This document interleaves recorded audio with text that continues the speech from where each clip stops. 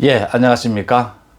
서울시장 선거에 지금 쟁점 중에 하나가 서울시 교통방송 TBS에서 방송을 하고 있는 김어준 씨에 대한 논란이 쟁점이 되고 있습니다. 김어준 비롯해서 김제동도 있죠. 김어준, 김제동, 친문 방송인 현 정부에. 그 다음 유시민도 있었는데, 유시민은 요즘 시사 방송은 많이 하지 않으니까 조금 덜한데, 가장 지금 쟁점이 되고 있는 것이 김어준의 그 TBS 방송에서 김어준이 라디오 방송을 하고 있는 뉴스공장이라는 그것의 불공정성 문제가 논란이 되고 있습니다. 이 부분에 대해서 오세훈 후보가 시장이 되면은 이 지금 언론의 독립, 공정성을 위해서 이 TBS 김어준 방송에 대해서는 좀 바로 잡아야 한다. 이게 지금 서울시의 예산 400억 원 가까이 되는 예산을 투입을 해서 재단을 설립해서 운영이 되는 게 교통방송인데, 좀 언론답게 중립적이고 객관적인 보도를 할 수 있도록 환경을 만들 필요가 있다. 그런 대응이 필요하다. 이렇게 오세훈이 지적을 하자, 지금 여당에서는 또 여러 명의 의원들이 나서서 김어준 지키기, 김어준 수호, 이걸 내걸고 이제 오세훈에 대한 공격을 하고 있습니다. 이 오세훈에 대한 공격은 이겁니다. 언론의 독립, 언론의 자유를 해치는 것 아니냐. 지금 정치가 또 자기가 서울시장이 된다고 해서 서울시장이 서울시 산하의 교통방송이라고 해서 그 언론의 자유까지를 해칠 권한이 어디에 있느냐, 이 내용입니다. 그 송영길 민주당 의원은 만약 오세훈이 시장이 된다면 아침마다 그 뉴스 공장에서 우리가 김어준을 보지 못하게 될 것이다 라고 하면서 지지층에 대해서 호소하는 것이죠. 김어준을 아침마다 보려면 박영선을 찍어야 한다, 이런 얘기입니다. 이런 얘기를 호소를 했습니다.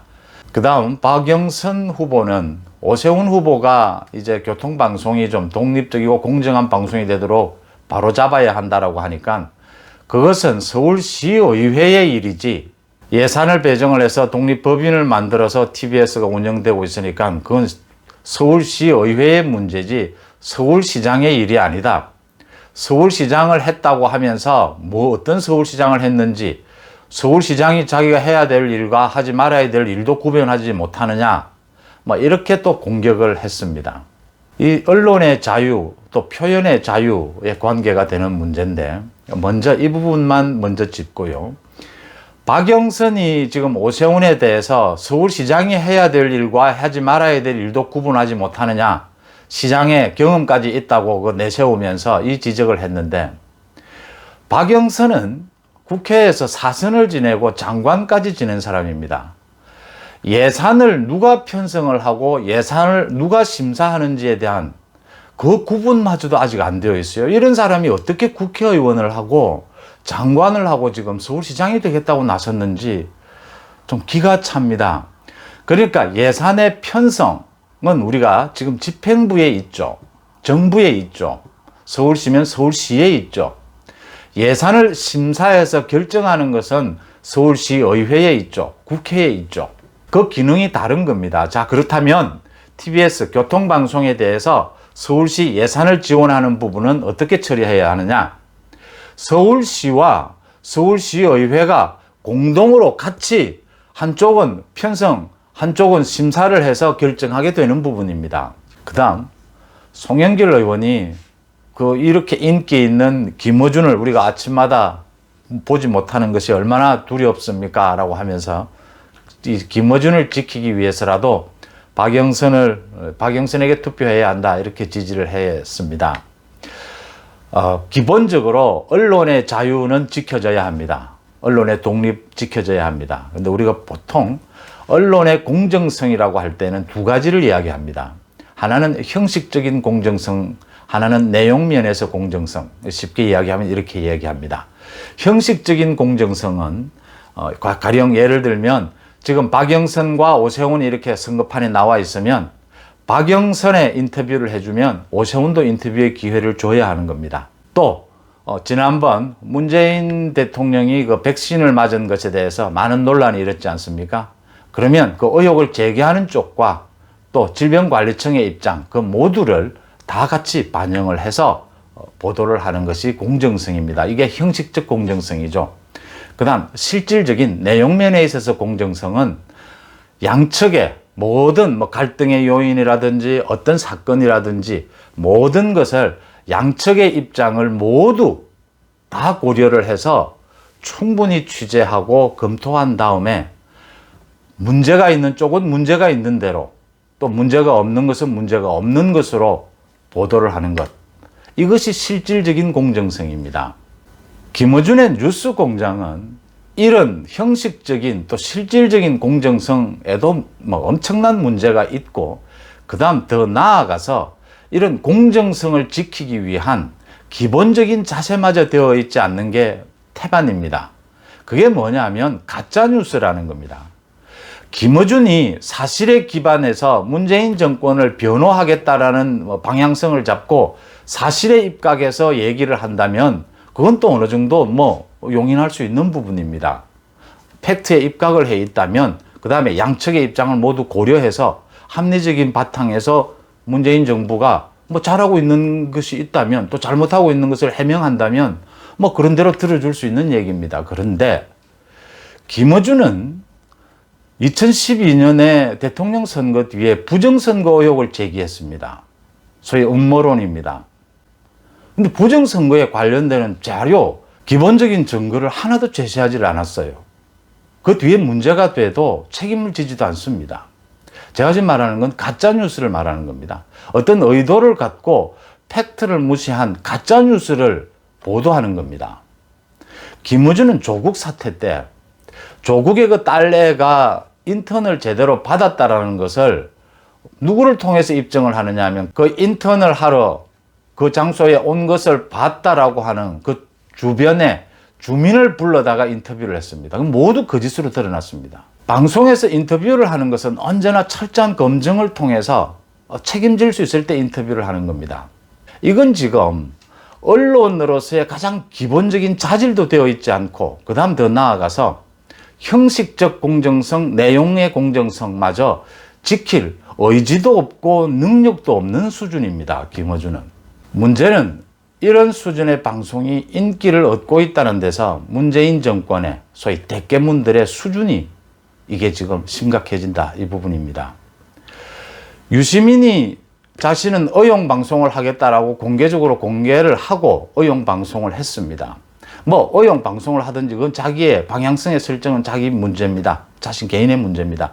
문제는 그게 객관적으로 양측의 모두의 의견을 들은 다음에 객관적으로 설득력 있는 논리적인 얘기로 보도가 되느냐라는 부분입니다. 그렇게 하지 않으니까 심심하면 가짜 뉴스를 내니까 유시민이 문제가 되는 겁니다.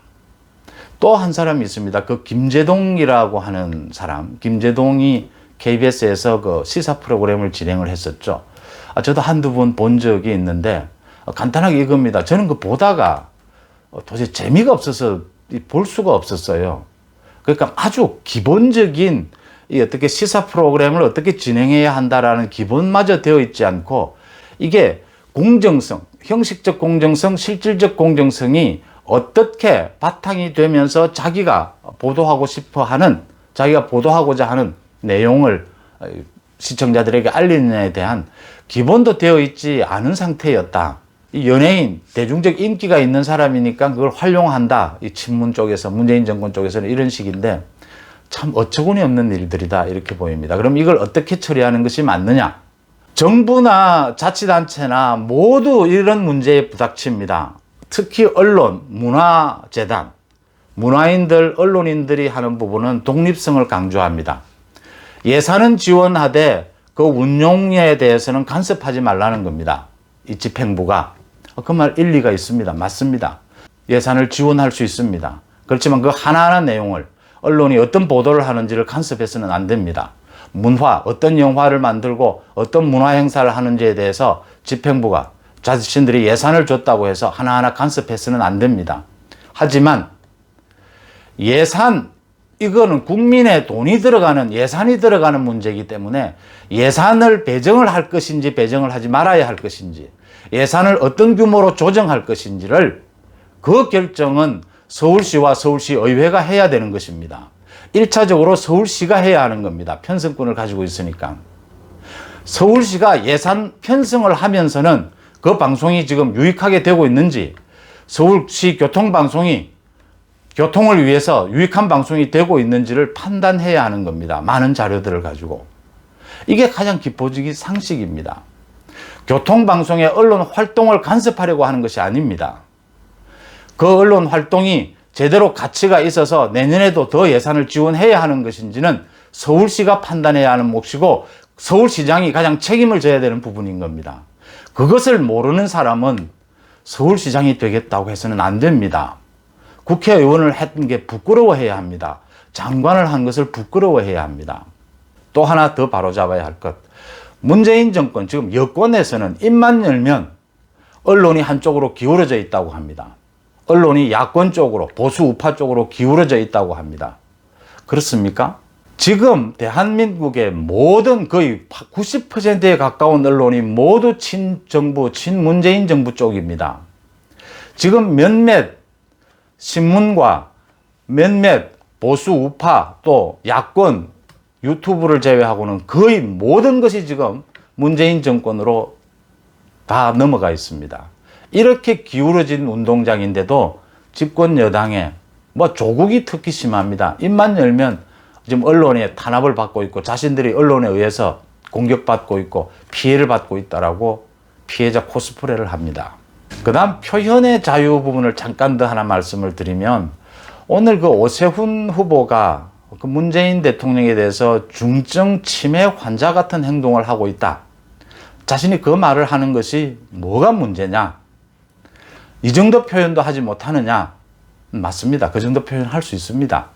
대통령에 대해서 박근혜 전 대통령에 대해서도 그랬듯이 문재인 대통령에 대해서도 어떤 이야기, 어떤 비판도 할 수 있습니다.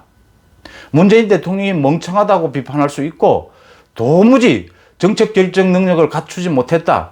자신의 욕심만 꽉 차 있다. 자신의 욕심만 꽉 차 있고 자신의 퇴임 뒤에 안전을 지키는 일에만 관심이 있으면서 능력은 없으니까 무리수를 두고 지금 집권 여당 전혀 통제하지도 못하고 국정이 엉망이 되어 있다. 땅 투기가 이렇게 만연하고 있는데도 남 탓하고 있다. 말할 수 있습니다. 근데 제가 말씀드리고 싶은 것은 이겁니다. 중증 치매 환자. 이건 병명입니다. 그러니까 막말이라는 건데 그 당시에 몇 년 전에 이 막말에 대해서 논란이 됐을 때 뭐 여야 모두 이 막말에 대해서 정의를 내린 바가 있습니다. 그러니까 인신공격이나 욕설, 그 다음에 어떤 병명을 핑자해서 뭐 병신이라든지 뭐 무슨 암 환자라든지 이런 걸 핑자해서 하는 것은 막말에 해당한다. 이것은 자제를 하자라는 것이었습니다. 가급적이면 병명을 비로는 것은 하지 않아야 한다. 지금 부산의 김영춘 민주당 후보는 또 부산이 중증 3기 암 환자, 암에 걸렸다라고 이야기를 했습니다. 그것도 부적절합니다. 막말입니다. 막말은 하지 말아야 한다. 부산 이야기부터 하면요. 김영춘은 15년 전부터 부산에서 국회의원도 했고 지금 부산은 민주당이 뽑은 민주당 시장이 운영을 하던 곳이었습니다. 그 부산이 3기 중증 암 환자가 되도록까지 민주당은 또 김영춘 자신은 뭘 했습니까? 뭘 했는데 그렇게 막말을 합니까? 그 다음 서울로 다시 와서 오세훈 후보 어떤 비판도 되지만 막말은 하지 않아야 한다. 더 겸손해야 합니다. 지금 지지율이 야권이 뭐 더 높고 오세훈 후보에게 많은 또 지지가 쏠리고 있습니다. 집권 여당이 오만하고 내로남불이고 남 탓만 하고 한다고 해서 야당 국민의힘 쪽도 그렇게 해서는 안 되는 겁니다. 국민의힘은 한 차원 더 높은 수준을 보여줘야 한다. 지금 많은 청년들 20대, 30대, 이제 40대까지도 야당 지지로 돌아서고 있습니다. 20대, 30대는 지금 뭐 많게는 3배까지 야당 지지가 더 많습니다. 청년들이, 젊은 청년들이 모두 이제는 민주당을 지지하는 게 쪽팔린다라고 하고 있습니다. 얼마 전까지만 해도 야당을 지지하는 것, 하고 싶어도 쪽팔려서 못하겠다고 했습니다. 이제 정반대가 됐습니다. 이럴 때 더 겸손해야 한다. 막말하지 않아야 한다. 그 말씀을 드리고 싶습니다. 저도 유튜브 방송을 하면서 제가 그동안 이 공중파 방송에서만 오랫동안 30년 가까이 있었기 때문에 경험하지 못했던 것들을 많은 실제 경험을 하게 됩니다. 이 많은 부분, 언론의 자유는 정말 어떤 경우에도 지켜져야 하지만 정말 수준 이하의 정말 저질의 언론은 어떻게 처리를 해야 할 것인가. 이게 지금 자연적인 시장 경쟁으로 정화되기를 바라야 하느냐, 아니면 어떤 제도적인 힘을 빌어야 하느냐. 물론 이게 조화를 이루어야겠죠. 그런 부분들에 대해서 많은 고민을 하게 됩니다. 김어준에 대한 여야의 공방전을 보면서 이게 지금 서울시장 자리를 놓고 공방을 벌일 소재마저 되느냐, 저는 그 생각을 합니다. 여러분 생각은 어떠십니까? 고맙습니다.